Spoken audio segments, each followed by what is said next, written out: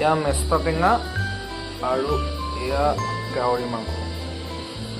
আমাৰ মানে কিটচেনত গাহৰি মাংস এলাও নাই, সেইকাৰণে বাহিৰতে বনাব লাগিব ৰাইচ। এয়া চাওক, মানে মাংসবিলাক সৰু সৰু পিচ কৰিলে সোনকালে সিজে আৰু খাবলৈও টেষ্টি হয়।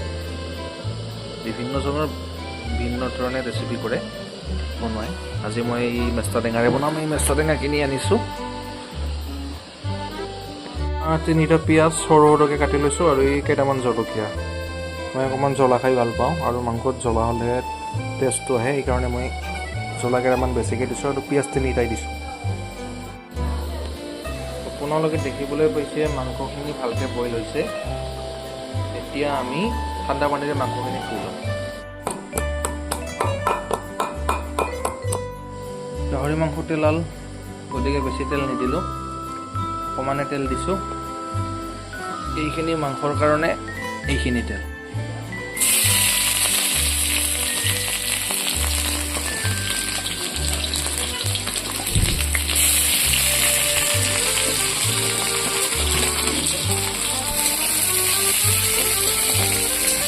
পিঁয়াজ আৰু জলকীয়া দিছোঁ, এইখিনি অকণমান ভাজি ল'ম অলপ সময়। ৰঙা নোহোৱালৈকে ভাজিলে হ'ল।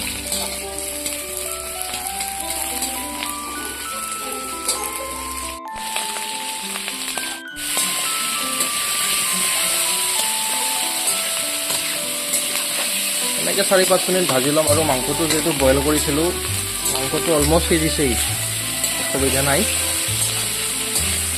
এতিয়া অলপ পিছত হালধি দিব লাগিব। মই অলপ হালধিটো দেৰিকৈ দিওঁ, কাৰণ হালধিটো দিলে লাগি ধৰে।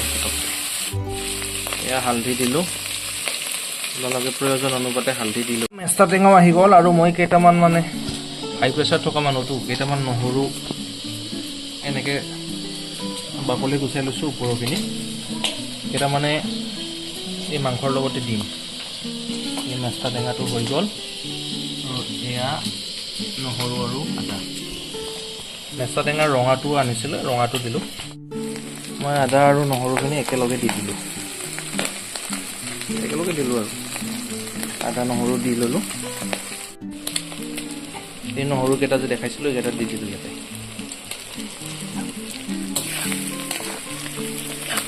এতিয়া আৰু বেছি সময় নাভাজোঁ। তাৰপিছত আলুখিনি দি আকৌ 5 মিনিটমান ভাজিম।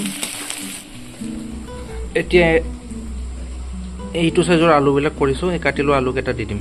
আলুৰ টুকুৰাকেইটা দি দিলোঁ। কাটি লোৱা আলুৰ টুকুৰাকেইটা এতিয়া দি দিম। এই দিলোঁ। নামমাত্ৰ জিৰা গুড়ি দিছোঁ, মানে জিৰাৰ ফ্লেভাৰটো হ'লে অলপ মাংসটো টেষ্টি হয় বুলি কয় সকলোৱে, সেইকাৰণে জিৰাটো দিছোঁ আৰু।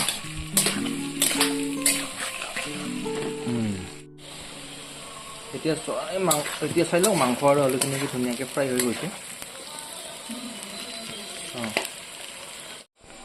পানী দিয়াৰ পিছত মাংসখিনি মানে যিখিনি মছলা আমি ভাজিছিলোঁ দি লৈছিলোঁ ইয়াতে, সেইখিনি মানে গ্ৰেভি টাইপ হৈ যাব। তেতিয়া পিঁয়াজবিলাক গলিব আৰু মাংসখিনি গ্ৰেভি টাইপ হৈ যাব। এতিয়া মেষ্টা টেঙাবিলাক দি দিলোঁ। মেষ্টা টেঙাখিনি দি দিলোঁ, এনেকৈ দিলোঁ। মই তাৰমানে মেষ্টা টেঙাবিলাক ডাঙৰ হৈ থাকিলে ভাল পাওঁ,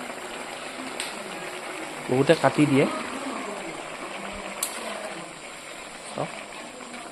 এনেকৈ এতিয়া মাংসই মেষ্টা টেঙাই চব গ্ৰেভি হৈ যাওক। তাৰপিছত অকণমান পানী দিম। চাওক এতিয়া প্ৰায় 3 মিনিটমান পানীখিনি দি পেলাই ৰখিছিলোঁ। পানী দি পেলাই এতিয়া মাংসখিনি গ্ৰেভি হৈছে। চাওক ধুনীয়া গ্ৰেভি হৈ গৈছে আৰু মেষ্টা টেঙাখিনিও পূৰা ধুনীয়াকৈ গলি গৈছে। এতিয়া এই গ্ৰেভিখিনিত প্ৰয়োজন অনুসাৰে পানী দিম।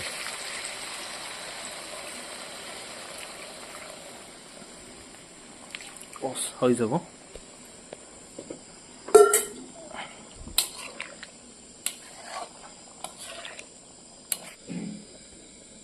গ্ৰেভিখিনিত পানী দিয়া হৈ গ'ল। এতিয়া আমি এনেকৈ ধৰি লওক 5 মিনিটছমান ৱেইট কৰিম।